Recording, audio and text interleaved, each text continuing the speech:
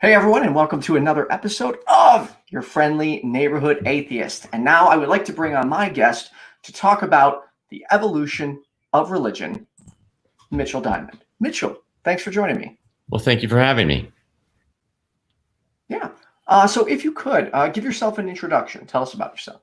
Well, I have a bachelor's degree many years ago in biology.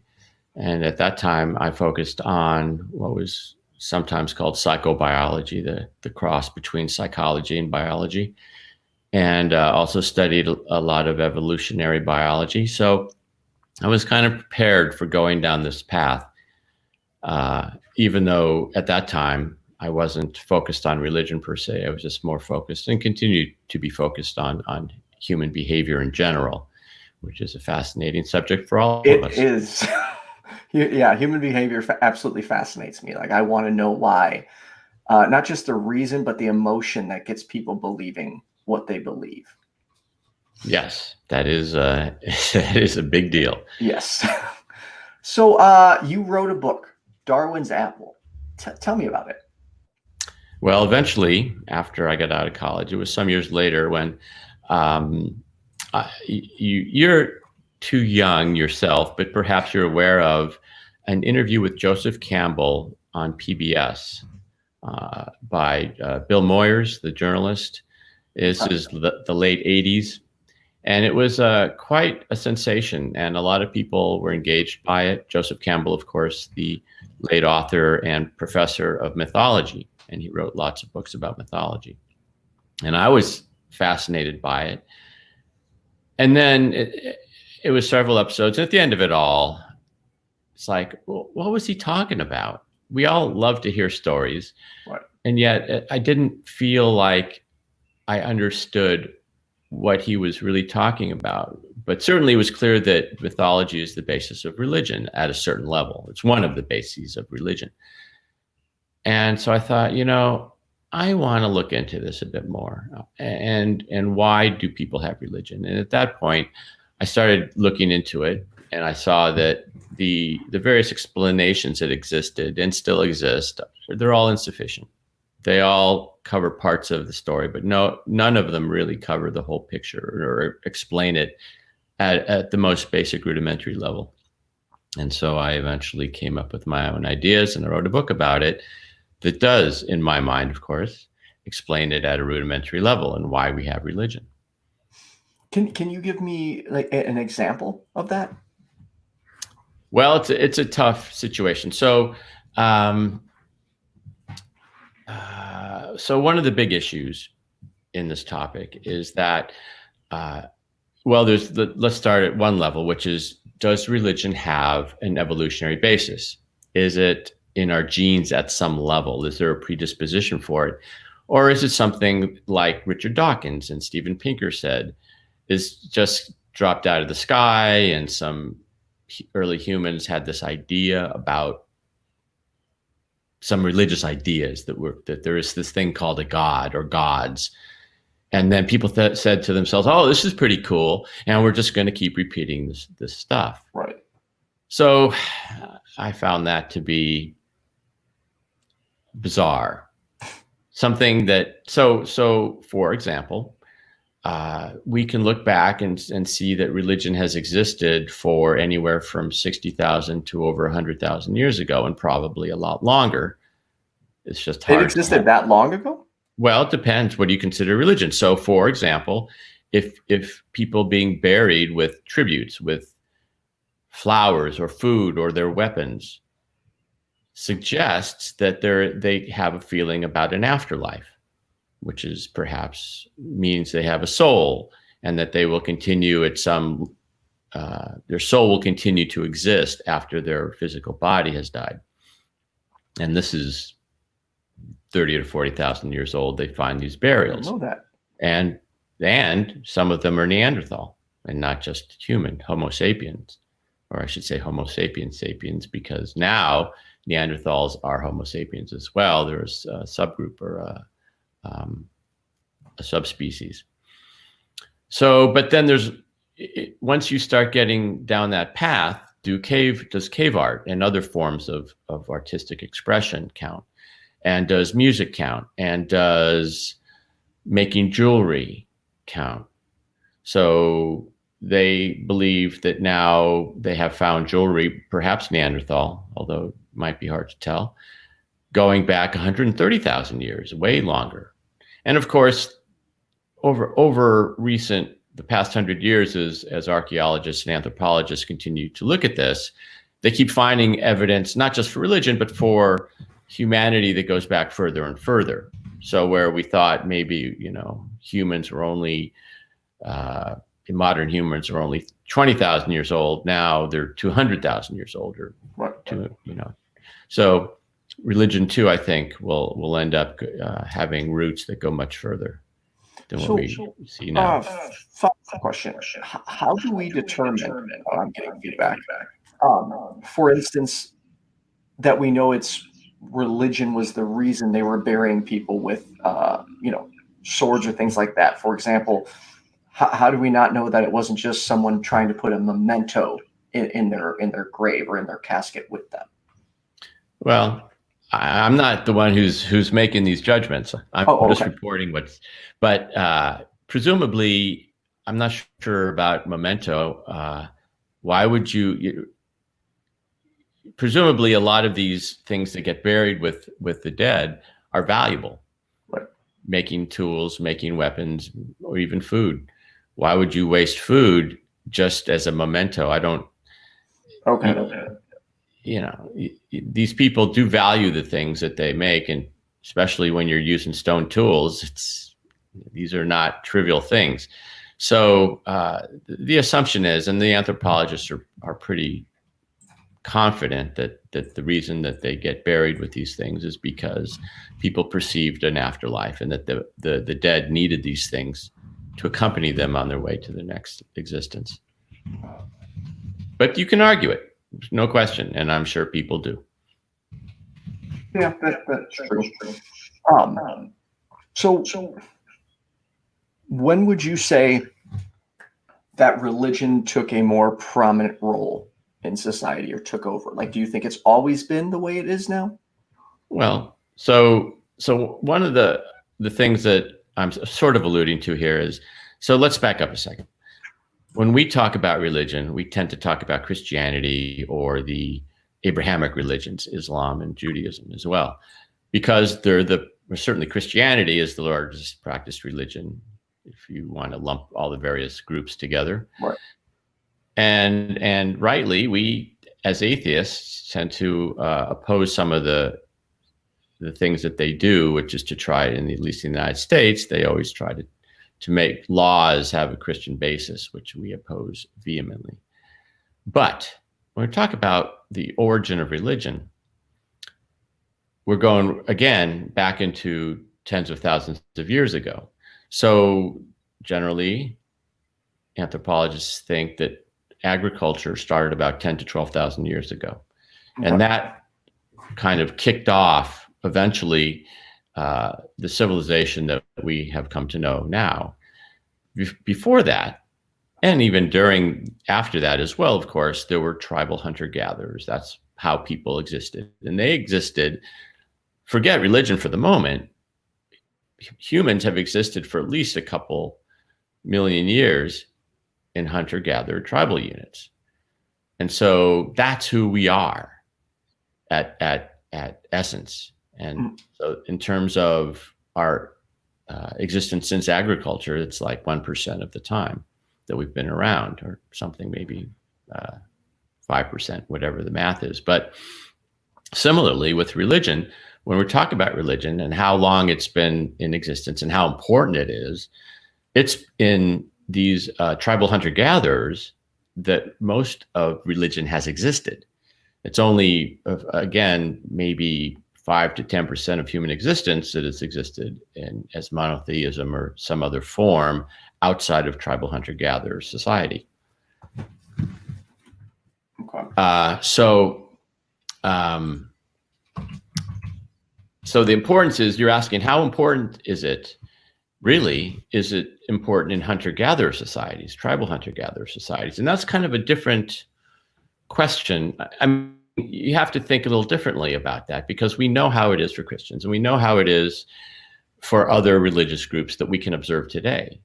But if you're asking about why we have religion in the first place, why was it important, or how was it important to tribal hunter-gatherers? And so you have to use your imagination a little bit and think about what a tribal hunter-gatherer society looked like, which was 25 to 100 to maybe 150 people in a tribe.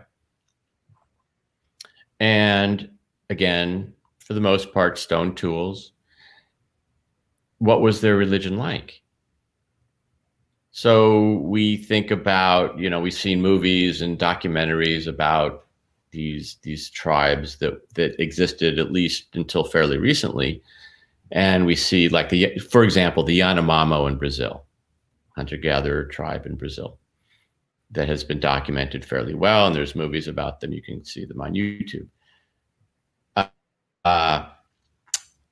So they're well known for making these drugs out of plant materials and going on vision quests and really hallucinating quite strongly. So that was one of their rituals, one of their cultural rituals that they would do. And so it's very important for them. And so again, when you think about the various rituals that these groups did, rites of passage, ceremonies, things like that, so at least in rites of passage, they would put the young men, mostly, and sometimes young women, but mostly young men, adolescents, through quite an ordeal. So there's the wonderful subincision story of the Australian Aborigines. So in the rite of passage for a lot of Aboriginal boys, one of the rituals, you actually cut the penis in the urethra. Oh. Yes, subincision. Sorry for the reality check. And that's how they felt about it too, those boys. They weren't thrilled. But this is just one example of the brutal, literally brutal rituals that young men would go through in all kinds of different tribal societies. And they had all kinds of different brutal rituals that they did as part of their religious practices. So I would say it was pretty important to them, actually, to put them through this. Of course, the reasoning for that was that they made them, it was part of the transfer of being a child to become a man of the tribe, and to change the responsibility of the child responsibility, which is not much responsibility, to becoming a man, where you had responsibilities of hunting and defending and all the things that had to be done. So very important. What do you think possesses people to actually start mutilating someone's genitals over a religion? Like, how do you actually, like, even today with circumcision, like I don't understand why people don't realize how harmful it is. Well, it's not harmful. Oh, well, today it's not harmful particularly. I would worry that in the old days, before modern medicine, that you could get an infection and die. And right. I'm sure it actually happened. But at the same time, the other ways that people did these things to themselves was tattoos. And tattooing is very popular today, but it's also something that's existed, again, for thousands of years. And hunter-gatherer tribes are well known to tattoo themselves, as well as do other kinds of body piercings. The New Guinea tribesmen are well known for putting bones to their noses and ears and different things. So again, these behaviors have been going on for a very, very long time. So why would they hurt themselves? Well, it has to do mostly with identity, I believe, because the tattoos that you get in one tribe tend to be tribal in nature. It identifies either your tribe or perhaps your status, whereas a different tribe will have a different tattoo style for that purpose as well. Okay. But again, you can make the connection to some of the Christian rituals of self-flagellation and wearing sackcloth, part of the Christian tradition. Well, I guess wearing sackcloth. I don't know if your background is Christian. Mine is not, so I really don't know. Yeah, you've been an atheist your whole life, right? It's true. Thanks to my parents, but not of my own doing. But I guess if it's my own doing that I embraced it and didn't change. Right. But it was a lot easier for me. And I have great respect for people who were brought up very differently and managed to find their way out.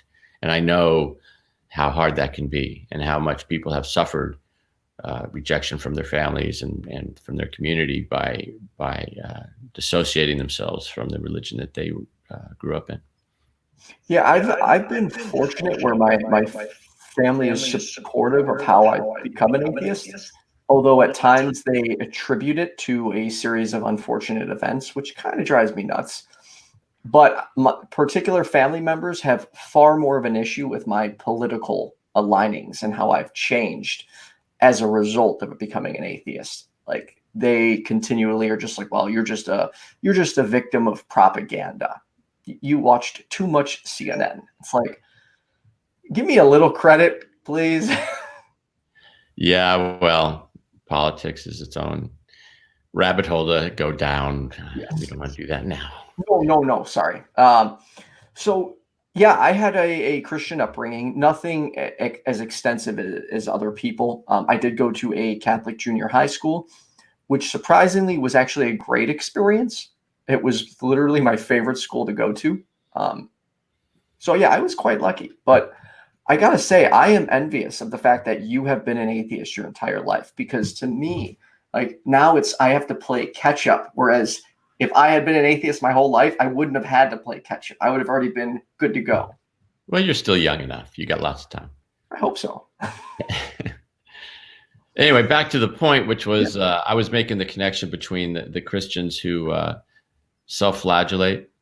But they're certainly not the only modern religion that has these kinds of rituals. I mean, there's Asian groups, and I can't put my finger on it, but I've seen it must be some Buddhist thing. But this guy in China, he basically stood up, did a bow, he went down on his belly, he crawled, he stood up, he did a bow, and he repeated this for thousands of miles as some kind of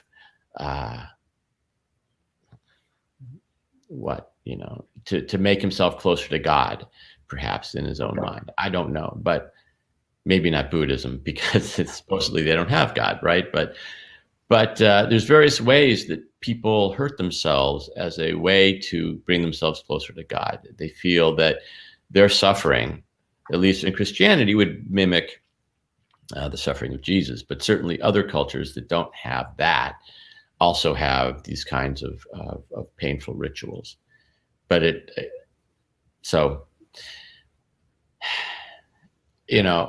eventually, I mean, we can get into, I think, a better answer, or maybe we need to get into it now, why they do this. Yes.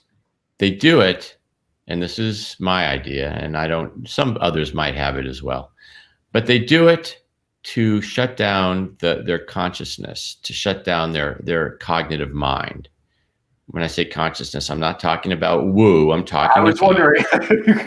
Yeah. But thank you for clarifying. Higher consciousness. This is just humans. We perceive ourselves to be very smart animals, and we clearly are. But our minds are very.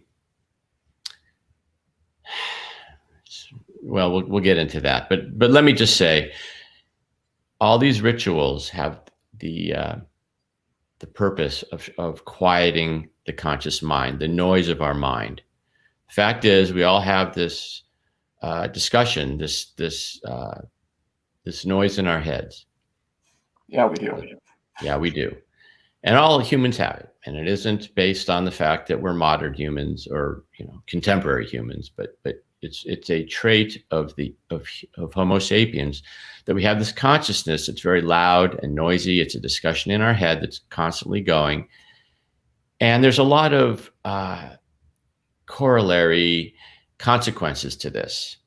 And it's just one way of saying it. The fact is, humans have a lot of anxiety. We have a lot of depression. We have a lot of mental illness. And these are modern terminology. They existed way back, but they didn't have words for them, or they had different words for them. But the fact is, we think, we are this smart animal, and we've created this wonderful civilization, but we also have a lot of drawbacks in the way our minds work. So religion, at its base, is a compensating mechanism. It's a way of quieting the mind temporarily. And you do it with rituals, whether they're painful rituals or whether they're dance or storytelling or music, or prayer. There's all kinds of rituals that people have, and they all have the one thread, which is that they quiet the conscious mind. They quiet the noise in our head, that constant that constant discussion that goes on. So that's my idea in a nutshell. And then we can sort of unwrap that and go back to thinking about, well, why is that and how does that work? And so I don't know where you want to go with that. No, please do keep expanding on it. Would you say, like, when you say quieting the consciousness, would you say that's what they're doing with prayer? Yes. Well, okay. Again, the easy answer is yes. Of course, What is prayer? Prayer is all kinds of things. You can sit in a church and you can, if you're Catholic, you get up, you get down, you kneel, you read from the Bible, you say the hymns, you sing songs. All these things are various forms of prayer. Or, you can say a prayer before the meal. It's very quick. You can say a prayer before bedtime. You can say a prayer when you're in trouble. Oh, I got bad news from the doctor. So, it's like, oh, God, please don't let me die. So prayers many, but they're all ways, prayer in particular, are ways to change the mindset. So I think of prayer in modern terms as a placebo. So you're familiar with the placebo effect? Yeah, of course. Good. Just want to make sure. Yeah. Don't do anything. Real quick, we know. Oh, sorry. Yeah. No, I just wanted to get this question for you from, I think it's Kafi. Have you ever had a mystical experience through one of these spiritual techniques? I've heard him speak on the psilocybin research at Johns Hopkins as well. Yes, this person saw my atheist experience talk. And at the end of that, towards the end of that, I talked about the psilocybin experiments that are being done at Johns Hopkins. I have had some experiences which we might consider to be mystical or spiritual, even though I personally am an atheist. The fact is, you don't have to be. See, this is part of how I'm going to redefine religion. Religion is not the church. It's not the Bible. It's not the doctrines. It's not the books. Yes, they are modern religion, but in terms of where religion came from originally, because it was hunter-gatherers, those things didn't exist. So, like the Yanomamo and many, many other cultures who take various substances to alter their consciousness as part of their religious service, like the Southwest Indians and peyote, just as an example. Many others do it. I also find that there are, and I'm not going to talk too much about my own personal experiences, except to say that I've had them, but that things like music and dance. So the Sufis, that sect of Islam, who twirl, if you're familiar with their dancing, they twirl for hours. And just like the raves of today, if you dance for hours, whether you're on whatever or you're not, you can induce a kind of spiritual experience or an altered consciousness, certainly. So and again, just to be clear, so by spiritual though, you're not necessarily saying there's like a supernatural element to it, are you? Well, maybe. So for the people who took the psilocybin in the experiments at Johns Hopkins, and certainly there were other of those types of experiments. There was a famous experiment in Boston that kind of kicked this off, and this is like the 80s, I think, maybe the 60s. I can't remember when it was, but the point was they tried psilocybin in a controlled environment, and after the experience, over years, they were continued to be interviewed by the scientists, the experimenters, and asked to compare the experience that you had on psilocybin back in that basement. How does it compare with other experiences that you've had over your life? And this is similar to the psilocybin one at Johns Hopkins. And these people would say, this was one of the, say, 5 most important experiences of my entire life. And they would describe it as spiritual. They felt it, even if they weren't religious themselves. They would describe it as a spiritual experience where they felt connected to the world around them. They connected to the universe. They had a feeling of oneness. That's the experience that they felt. So yes, it's spiritual, and people who can dance for hours, who find music spiritual, or well, at least emotionally moving. Sometimes they will have very strong emotional experiences from the music that they're connected to. And some of them will actually say it's spiritual. And I'm going to go with that and say that I've had those kinds of experiences as well. But so just saying it's spiritual, though, that doesn't necessarily mean there is anything happening outside of what's happening in here, correct? No, it's all created by the human brain. God is created by the human brain. Religion is created by the human brain. Okay. So for clarity, though, so then you aren't saying there's anything, or sorry, you don't believe there's anything supernatural happening. Is that correct? I see no evidence of it. Okay. How about that? Yeah, there we go. That works. All right. I completely lost my train of thought. I apologize. It's quite all right. Sorry, one of the people in the comments I'm trying to monitor is railing insults at another person. So, Blazing Wizard Pope, you're a moderator, so if it gets out of hand, feel free to do what you need to do if necessary. So how do we address this with people who insist that these experiences are a connection to God or are something supernatural? Well, you and I were talking briefly before we went on air about our experiences with our atheist friends. Some of them want to prove that God doesn't exist, but it's a question that cannot be answered. There's no way to prove that God doesn't exist. There's no way to prove that she does exist. Right. So I personally have no interest in it. It's just useless. So I'm focused on, the psychology of religion and right. The origin of it, what it does, why it is beneficial for humans. So I say, because it has existed for 60 to 100,000 years, it is ubiquitous. It is in every known culture at some level. That doesn't happen accidentally. A lot of people like Dawkins and Pinker want to say it's an accidental byproduct. If it was an accidental byproduct, it means that there would be cultures, societies that didn't have religion. And you will say, perhaps, that in the United States and Europe, there's a lot of countries where there are lots of people who have given up religion.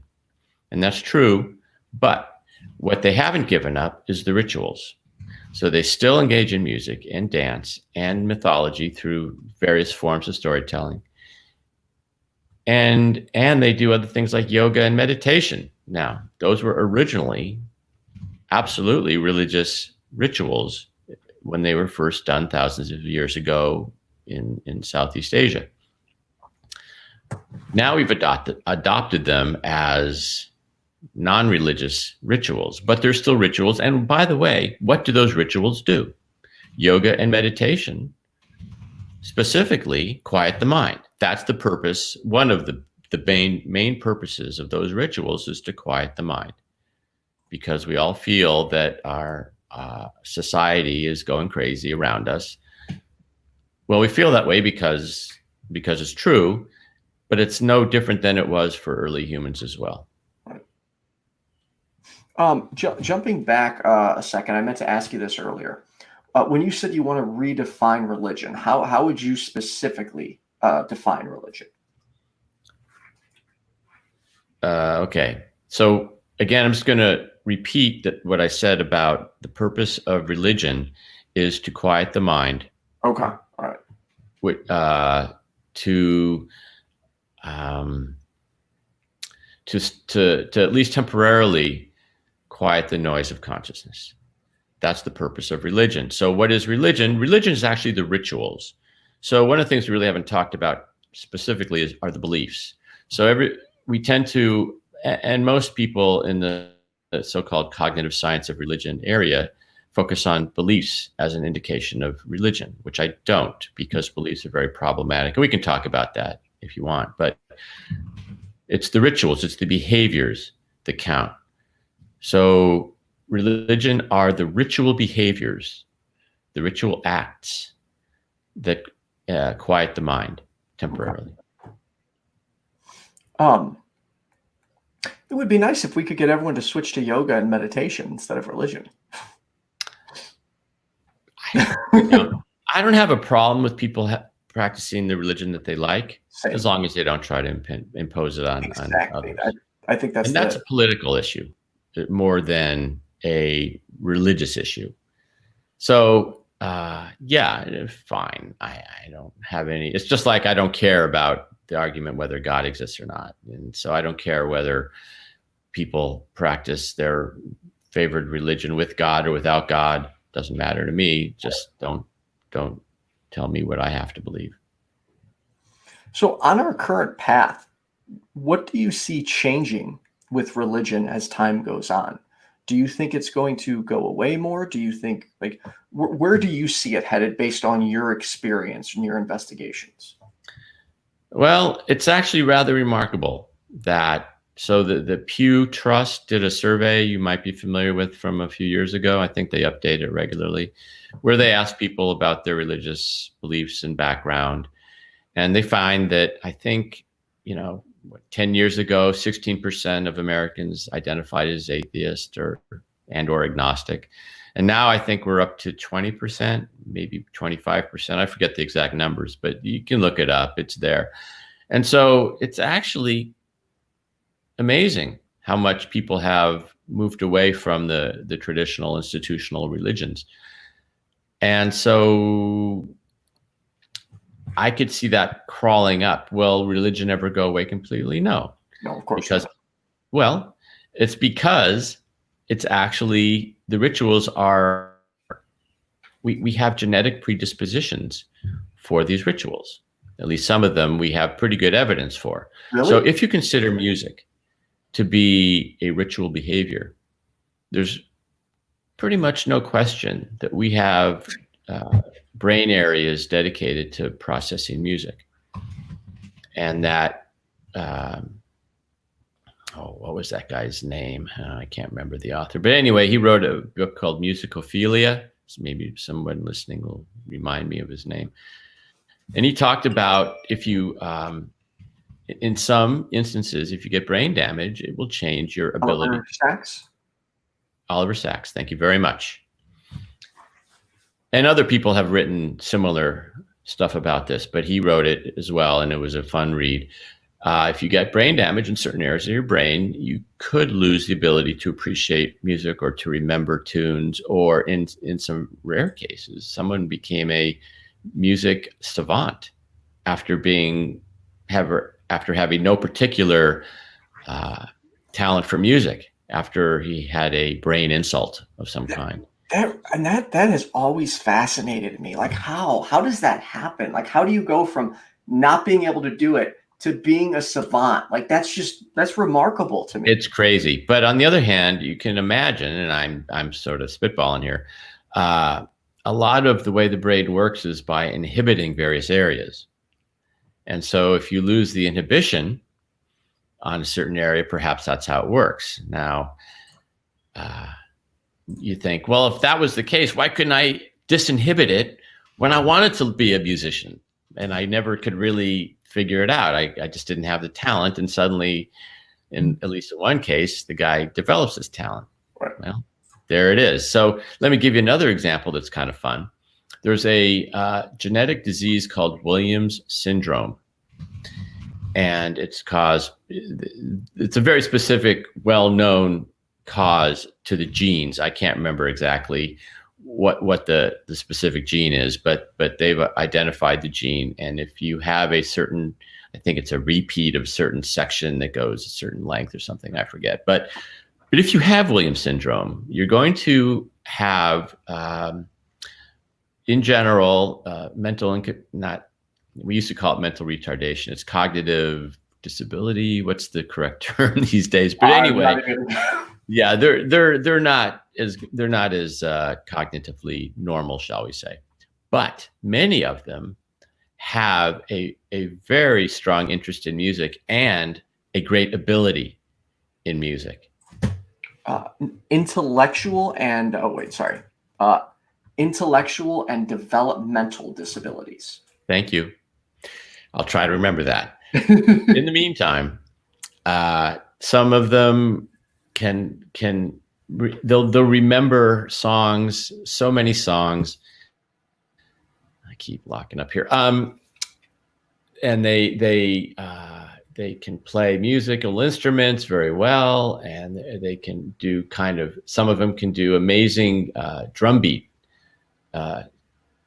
very complex drum beats that are fairly challenging. So anyway, it's just another indication that there is a genetic component to music and rhythm so that by having this disease, you show that you can, at least in some cases, do better than the average person. Whereas in other cases, if you have brain injury, you can lose that. So long story, music is well studied so that there's a genetic component to it. And music is, I consider, to be one of the original rituals of religious behavior. So therefore, religion, or at least the way I define it as the ritual behavior, has a genetic component. And certainly there's a lot of other direct and indirect studies and evidence that we can look at to support that. Okay. A quick question from Chris. Are you by chance a morning person? Now, the reason I believe he's asking this is he does a morning show Monday through Saturday, and he's always looking for additional guests at 8 a.m. Central Daylight Time. You don't have to answer on the air, but I think that's where he's going with it. So let's talk. If you're interested, let me know after, and I'll put you two in touch. All right, that's great. Awesome.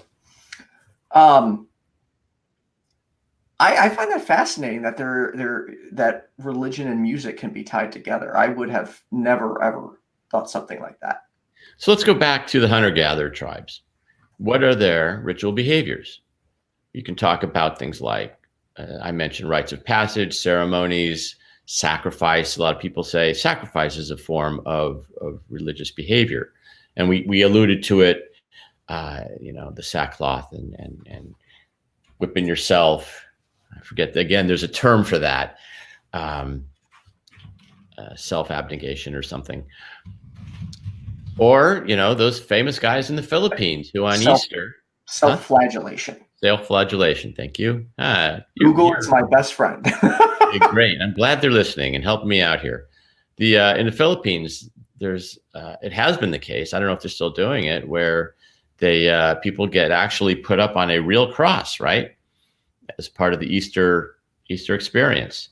Another good one that you might have heard of is this. There was this movie, A Man Called Horse, from it's a long time ago in the 60s probably. But what they did is it's a story about a white man in an Indian society, and it's based on a true story. And again, it's where they take, as part of the ritual, they take talons of an eagle and attach them to ropes, and then hang that rope from the top of the building.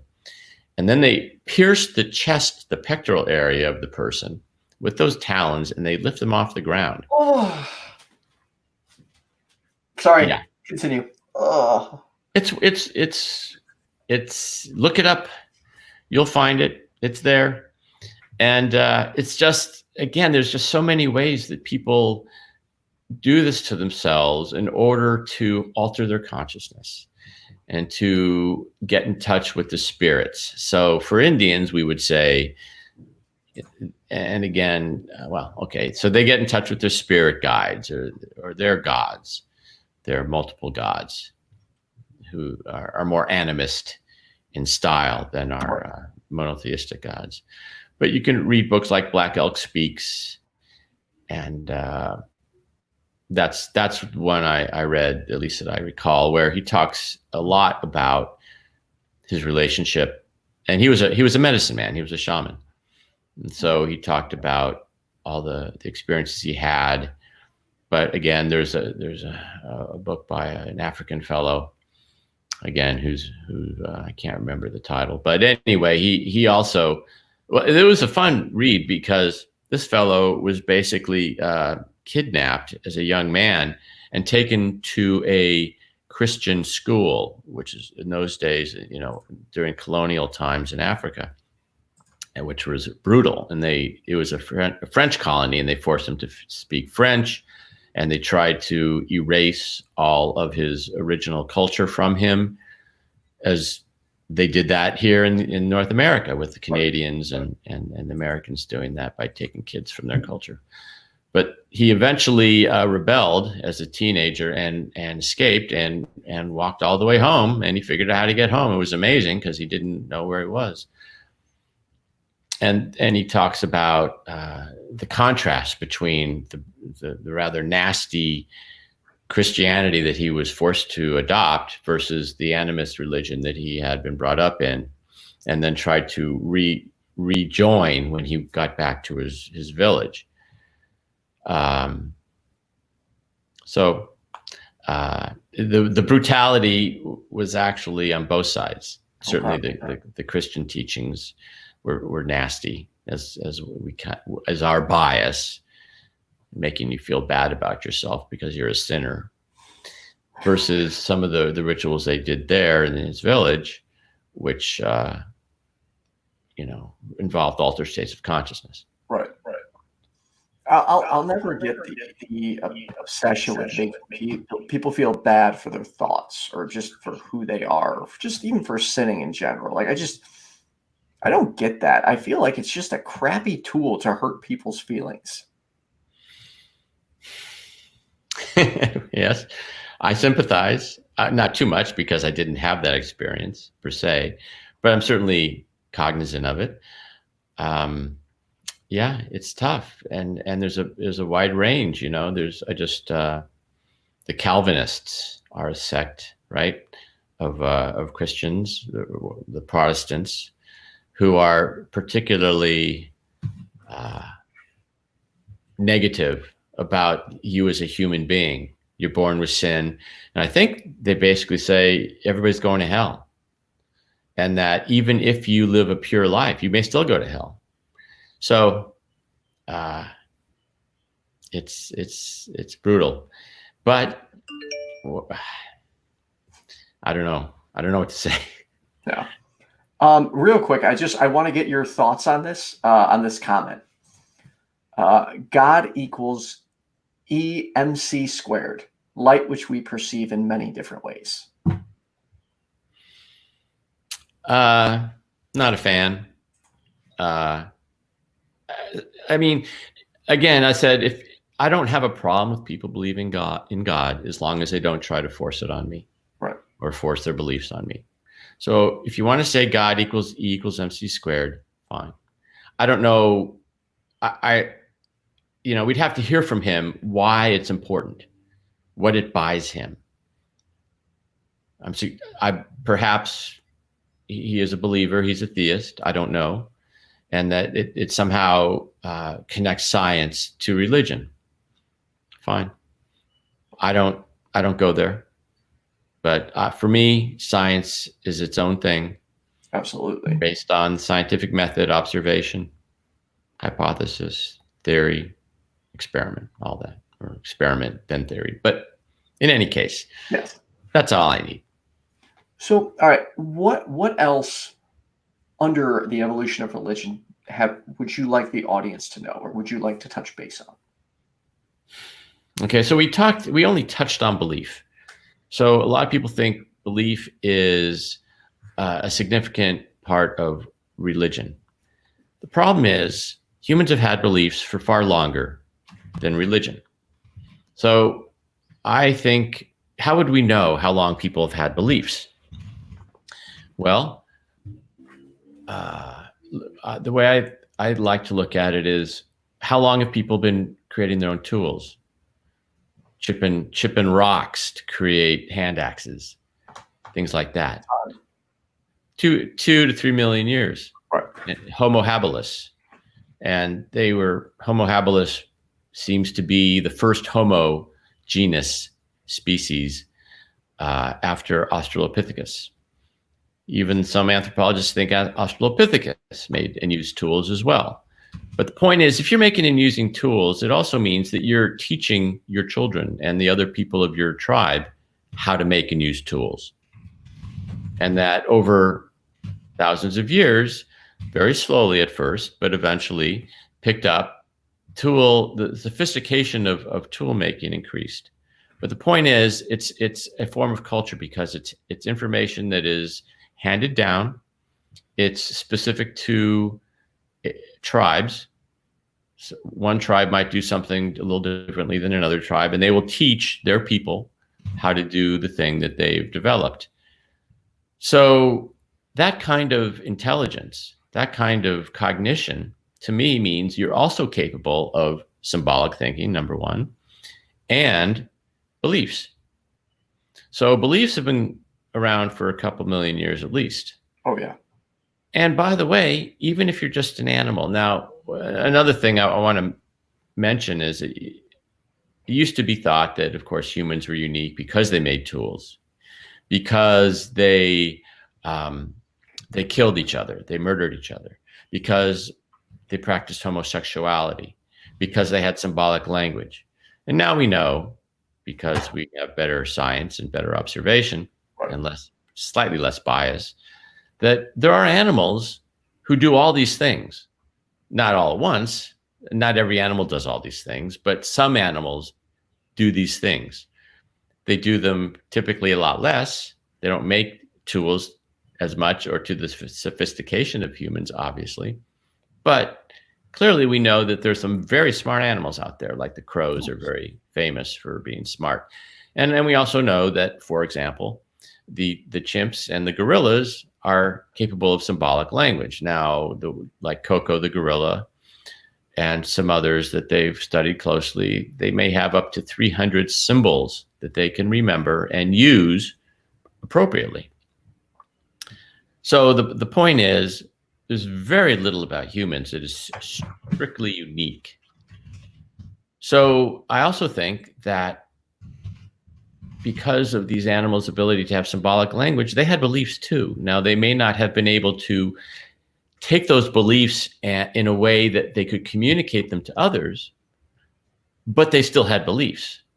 So the difference that humans have is that they can communicate their beliefs to others. We have a more robust symbolic language. But again, beliefs, the point I'm making here is that beliefs exist way before religion. So we have beliefs going for millions of years, and suddenly we've attached beliefs to this thing called religion that may be 100,000 years old. That's the question. Why did we attach beliefs to this incipient religious predisposition or behavior. But it's not the beliefs themselves. Beliefs are not just religion. Beliefs are everything about, we have political, social, scientific beliefs, all kinds of beliefs. So there's nothing strictly about beliefs that adheres to religion. So that's why beliefs are just not helpful when we want to understand the purpose of religion. Right. So obviously you have to still answer the question, why is belief so important to religion? And again, it has to do with the fact that human cognition, human consciousness is actually fairly, what's the word I want to use? Underdeveloped. Okay. I mean, we've done amazing things with civilization, and we see that and we go, oh, we're so smart. But we also have cognitive biases, and we also have anxiety and depression, and we overthink things, and we worry too much, and we have no ability to estimate true risk. So we're worried about flying in airplanes instead of driving in the car, which is far more dangerous. There's all kinds of examples. We're not rational animals. And this is something that a lot of atheists would like to believe, is that we can be rational and therefore we can get rid of religion. But so much psychology and so much brain science shows that we're not rational animals. We're driven by heuristics and cognitive biases, sadly. So that what's going to happen in the future? More of the same. Question from Dean. Will we ever evolve beyond religion, or have the perceived benefits of religiosity, selecting for successful societies, become an intrinsic part of our species? Yeah, basically that's what I've been saying. It's already there. It's not like we have a choice. It's a part of who we are. Now, it's possible over the long run, and we're talking hundreds of thousands of years, that we could evolve away from having this religious sensibility. But it's not something we can control. We don't know or even want, I think, to start messing with our genetic code to that degree, because you're just going to create all kinds of consequences which cannot be foreseen. So that brings up oh, I'm sorry, please. Well, whether or not we can do that, it's actually getting to a point where we might be able to do that in the near future. We're already starting to mess with our genomes in various ways.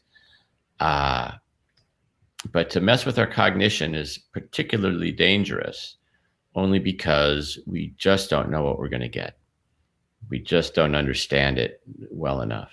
And I don't think it's a wise idea. But, people will do what they do. I would agree, but I think eventually we're going to get to a point where people will begin doing that. Which brings up an interesting question. Would that be technically taking away our free will if we were trying to change the way people think? Well, first of all, you said, will it take away our free will? Well, you have to assume that we have free will. I'm one of those folks who doesn't much favor that idea. That, again, is a whole philosophical debate. Right. It isn't that we don't have choices. It's just that the way we make choices is not exactly how we think we make choices. We think we have an executive in our head making decisions, like we're in charge of our own movie. I've decided to do this, and I'm going to pick the best TV out of all the models of TV that's available. But if you study choice psychologically, which I have done, I've read Sheena Iyengar, and then there's a fellow, Barry Schwartz, The Paradox of Choice, I think is his book, Sheila Iyengar, Iyengar, who also has studied a lot about how people make choices. And she's the one who ran the fairly famous jam experiment, in which they at a grocery store on Saturday, they put out a tasting table, and they put out 24 jars of jam to taste, and you could take a coupon and get a discount on any of those jars. And then the next weekend, they did it with 6 jars and gave you a coupon. You could buy any of those jars and get a discount. Which of the 2 Saturdays, the 24 jams or the 6 jams bought more jam? It was the 6, because 24 was too many and it disincentivized people. So people are overwhelmed by choices. And we think reasonably that the freedom we have in the consumer capitalist society we have gives us all these choices, and we want those choices. But then we really don't have the cognitive skill to make choices. It's too much information. We cannot conceptualize it. We cannot deal with it. We have limitations to our cognition. And where were we going with this? What was I kind of got carried away there. No, that's okay. Would doing this or messing with people's minds, like altering their DNA, be taking away our free will choices or free will, however you want to describe it? So again, as I said before, we're not rational animals. Right. We make decisions based on heuristics and cognitive biases. They're all shortcuts. We can't deal with all the information that's out there. We have to have ways to cut it down. So if you want to call that free will, fine. Okay. But it's not rational. We do make choices. If we start messing with our brains, I have no idea what's going to happen, because it's so complex. There's so many interconnections between the various brain modules, all firing at the same time, back and forth between the basal ganglia and the amygdala and the various frontal cortex areas and the cingulates and the hippocampus. I mean, it's just, you touch one thing and you're going to have this tidal wave of other consequences that you just can't possibly anticipate. All right. I do have one last question from the audience. Is Mitchell familiar with professionals at Johns Hopkins defining mystical experience in accordance with the perennial philosophy? This is the view that mysticism or mystical experiences are at the core of world's major religions. Well, I haven't heard that perennial phrase before, but certainly I do agree that mystical experiences are a core aspect of religion. And this gets back to my basic thesis, which is that what we're trying to do, what religion is trying to do, is to alter our consciousness. And mysticism, both the means and the result of the alteration of consciousness. And so all these rituals that we talked about of creating pain or taking the drugs or dancing until exhaustion or whatever the ritual is, they're trying to alter consciousness. A lot of times we call those alterations mysticism, mystical experiences. In the most extreme versions, we talk about finding oneness or nirvana. There's a lot of synonyms for these experiences, and they're pretty amazing. Great. Before we close up, is there anything else you would like the audience to know or people to take away from this?